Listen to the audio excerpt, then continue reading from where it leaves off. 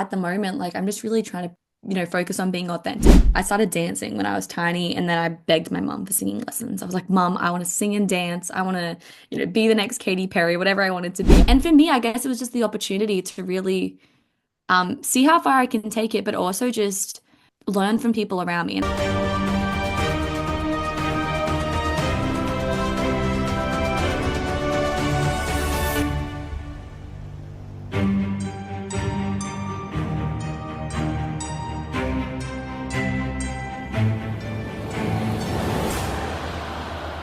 Welcome. Today we are in the chair with Lily Grace uh, in her home of Australia, according to ARIA, which is Australia's version of Billboard. She's earned the fifth highest selling country album of 2024, a number one country album, number six album overall. And she's gotten words of high praise from the likes of Vance Joy, who she toured with, and Keith Urban, who I think is basically the Prince of Australia for the past 25 years. Um, She's recently moved from down under to Nashville, and that's where she is joining us from now. So, Lily, welcome to In the Chair. We're glad to G'day, have Wiley. Thank you so much for having me. It's so good to be here and connect. as I did some research on you, we kind of touched on something I noticed right away is your social media. I want to hear about your music separately, but you're not just recording songs and putting them out there and waiting for them to do things. You're really active on social Oh, platforms. it's hilarious. I feel like I'm part influencer, part musician at the moment. And Wiley, before we were jumping on for the people tuning in, he goes, I was just watching your video, you talking about all these white lies you're telling about Australia. And it's hilarious. I love the social media thing 'cause it's a real cool way to connect with people. And I feel like that's also just who I am, like being a young artist who's grown up in that world as well. I pour so much of my time into my socials and everything like that. And there's so many people I look up to who totally, I feel like I know them. I feel like they're my best friend, and I've never even met that person. So for us on socials, that's what I'm trying to do. I'm trying to just set up a camera when I'm in the middle of doing something, and it's definitely a continual goal. I don't feel like I'm there yet, but goodness me, I feel like I am posting like an influencer at the moment and just showing up on those platforms. Is that natural for you? I ask because a lot of artists, will be very grumpy about it. Like, I'm a musician, I'm not here to put out social. But do you find it natural to go from songwriter, performer to promoter, really? I'm trying to make it natural. And I think I feel like when I've done promo content in the past, especially like 3, 4 years ago, it was very much like, let's block a whole day, let's do hair and makeup, let's sit down and do these videos.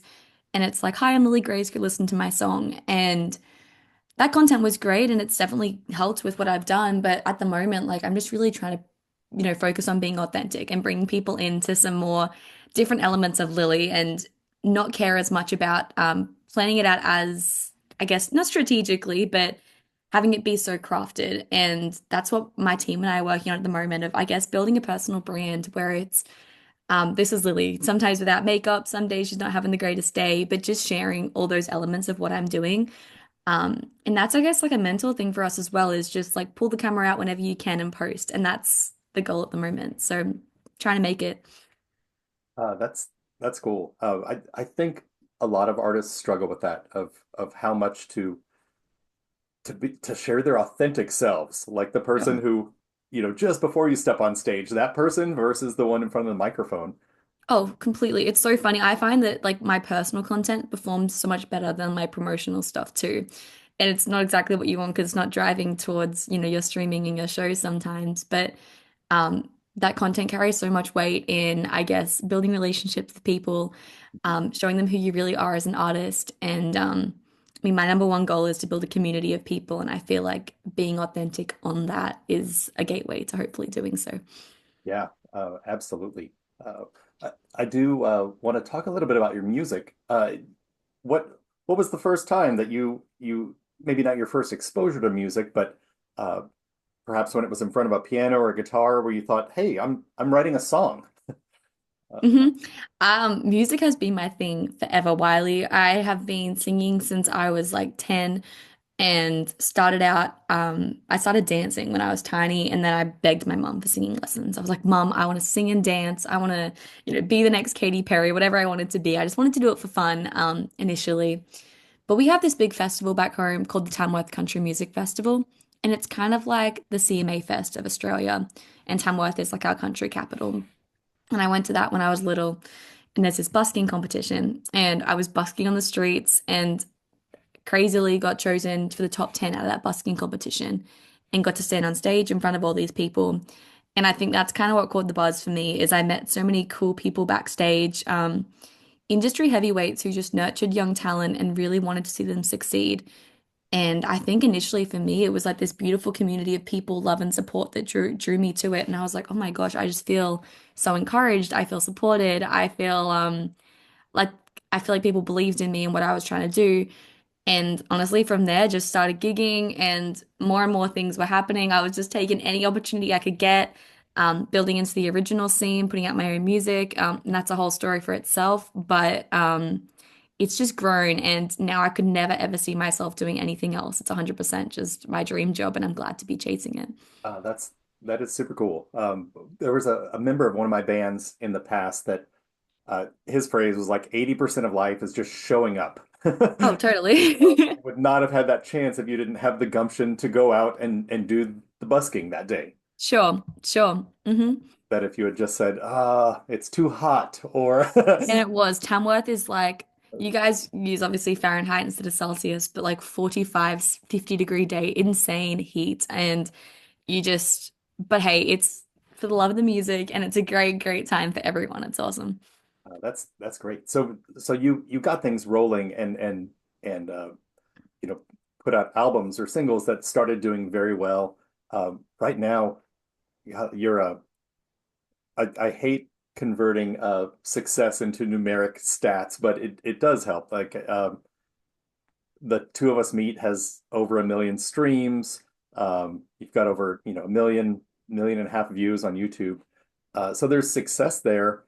Um, but you recently moved to Nashville. Um, Hmm. what's the thought process there of to many artists you're already successful, whatever successful means. Sure. What is it that says, hey, I want to go to Nashville and do, maybe the next chapter or maybe trying to make it bigger or different? What was your thought with making that geographical change? That's a great question. Thank you, Wiley. Nashville's kind of always been the goal for me, and I owe what I get to do in Nashville to the Australian scene. It's because of people who have supported me, come to shows, played my songs on the radio. It's because of that support base back home that I get to come to Nashville and do this whole thing. So I feel like I completely owe that to my hometown and my home country. Um, but for me, like, when I really started taking this seriously, you look at the people you look up to, and a lot of people come out of Nashville and they've come here and they've spent 3, 4 years writing and honing their craft and networking with the people that do this. And I started taking trips back and forth. I've been coming back and forth for like 3 years now, just on writing trips, writing songs, meeting people, connecting with people over coffee. And the amazing thing about this city is that people do take music so seriously. And it really is like this completely viable career path. And I feel so inspired when I'm in a city like this because, like, even with my circle of friends and everything like that, there's all these artist managers who are building tours all around the United States. There are all these agents, there are all these managers who just have these amazing outlooks and everything. There's creatives who are hustling every day to write the best songs and be the best musicians they can be. And for me, I guess it was just the opportunity to really see how far I can take it, but also just um, learn from people around me. And I can totally do that from anywhere, but this is like the music city for country music. And for me, it was about putting myself in a situation where I'm giving myself every opportunity to chase this as hard as I can.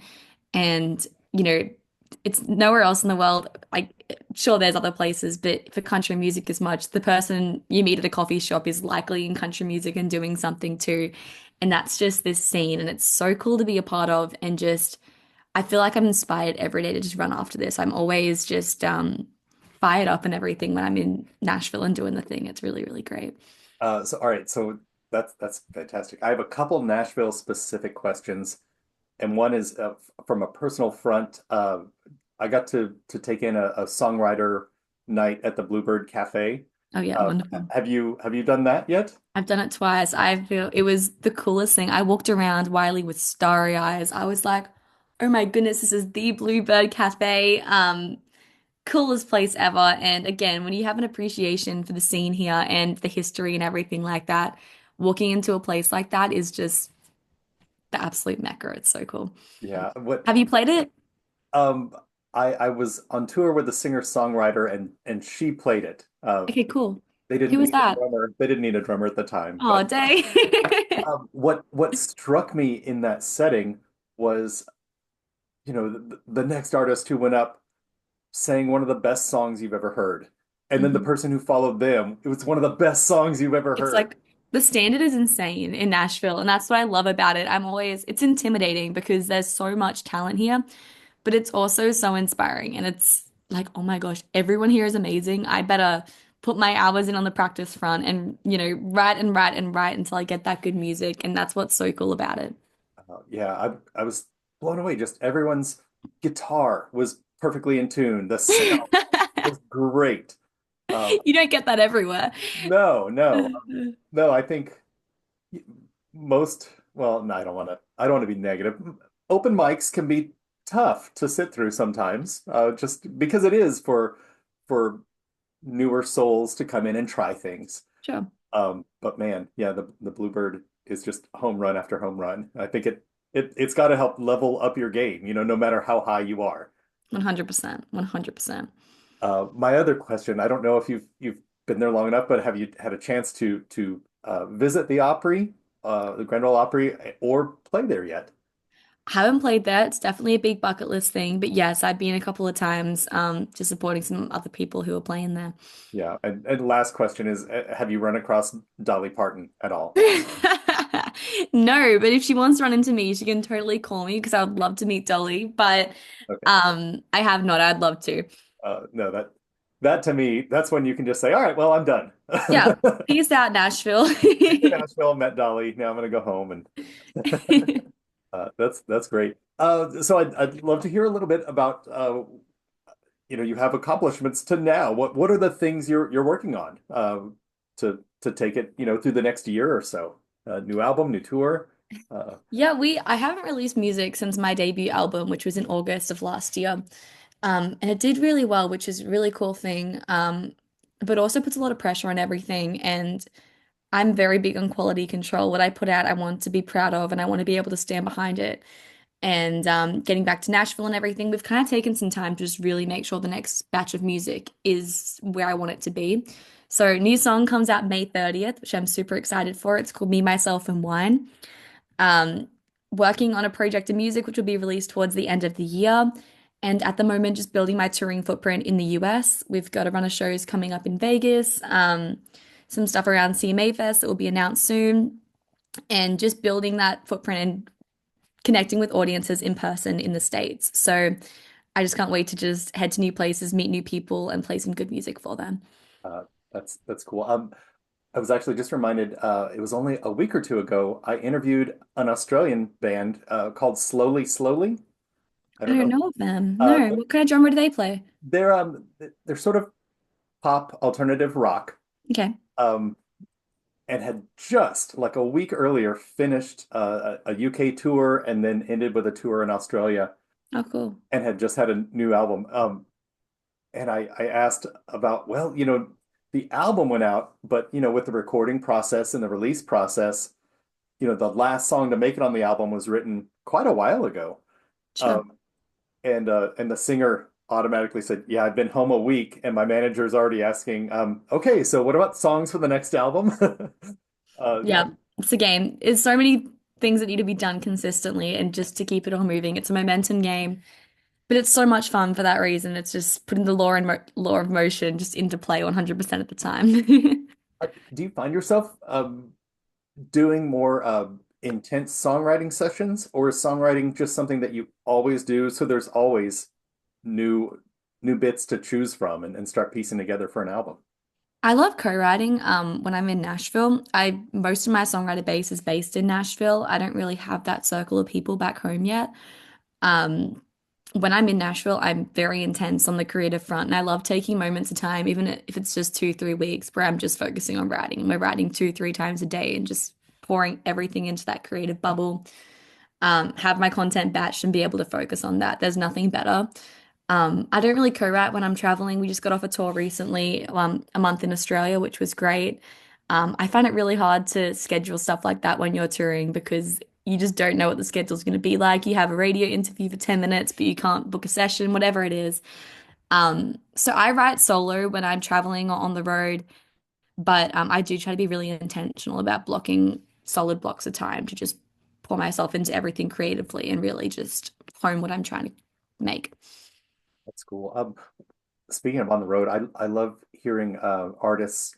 Do you have an especially good or maybe bad tragic story that you'd want to share about life on the road? Just whether it's people you met or a show that went exceptionally well, We or had we just got off the Robin Ford tour. Do you know who Robin is? oh yeah, absolutely.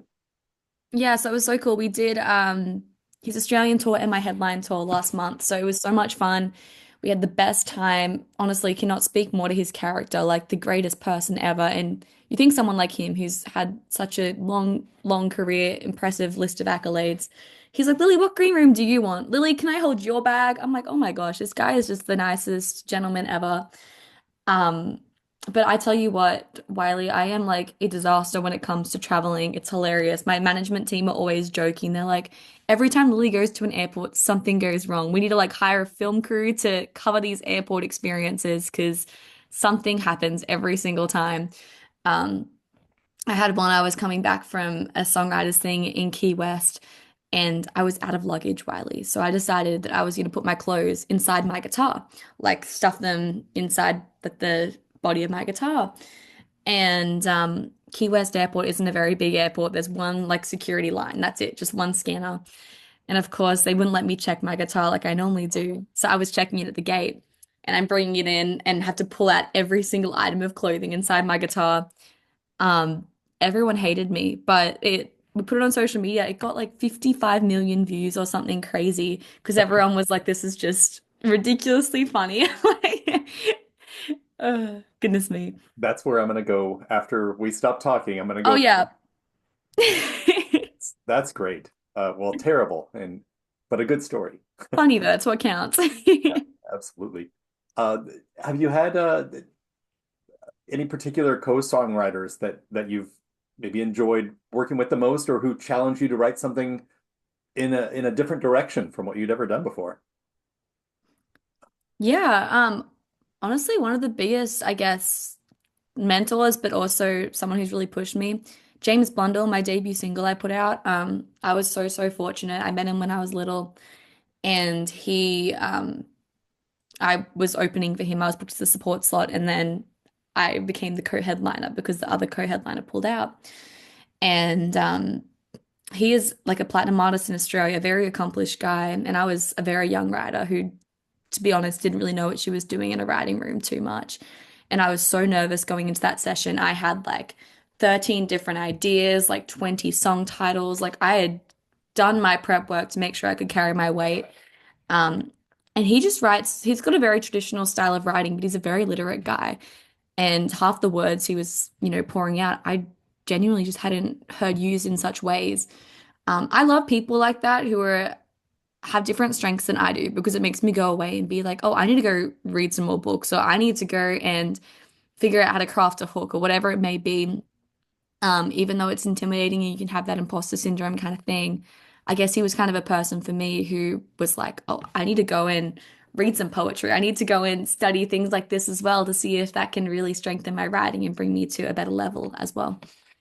Um, that's great. That's great. One of the reasons I asked that question is selfish. Uh, I was an English major in college and I wrote a Oh, lot, but I haven't written a song since high school, and it was really wow. terrible rock and roll. So I'm just that idea of I'm sure it's let's not. sit down. What am I going to write about today? What comes out? So I love hearing what songwriters do. Where their inspiration comes from, or especially with working with someone else. Just what you Yeah, can do.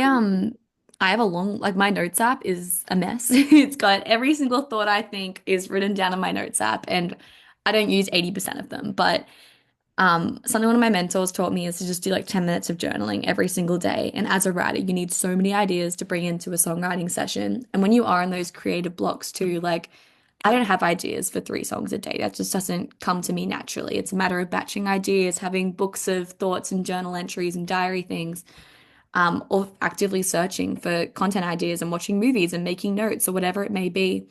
So something I've been trying to be really intentional about at the moment is blocking like 10 minutes in my morning to just write. And I don't care what it is. It's just put pen to paper and write whatever thoughts are on your mind. And I've been pulling so many song ideas from that. Maybe it's just a theme I see keeps coming up, and then I'll come back to it and see if we can figure out a hook from that. Um, but when you are writing so much and really trying to work for a project, it's not natural to just wait for inspiration. So you have to kind of put some systems in place, I guess, to make sure you're actively searching for those ideas. That's Me at least. that's fascinating. Yeah, just the organization of hundreds and hundreds of random thoughts throughout the Oh, day. so many. It's a mess. Yeah. No, that's great. No, in my mind, I'm thinking, all right, well, how do you put them in categories? Do you put them in snippets? So, I need to. no, that's great. Um, when I say, oh, I spoke with Lily Grace, you should check her out. Where do you like to send people? Do you like to send them to, just for instance, a streaming platform so they hear you, or a video platform so they see you and maybe get to know some of your personality, or just go buy the album and get a physical thing in your hand? Yeah, honestly, like the best place for that is my mailing list. You can sign up through my website, lilygracelive.com, www.lilygracelive.com. I'm always posting on socials too, but that's just the best place for the updates of what's happening, and where I'm kind of gets the most, I put everything and we get to have little chats in there. So that would be the best place to drive people to. Excellent. Yeah, I think that's a good place to kind of wrap. To the website, Wonderful. sign up on the mailing list. Um, you mentioned you hadn't made it to Austin, Texas yet. I'm going to sign up on the mailing list so that I'll know. Thank you. I would love to come. Hopefully we can hook something up. That'd be a great time. Yeah, absolutely. I've really enjoyed the visit. Thank you for hopping on. And yeah, this has been In the Chair with Cupchairs. Uh, I'm really glad to have gotten to meet you. So best Riley, of I luck. appreciate you taking the time. Thanks for all your questions and energy. It's been a great time. All right, thank you.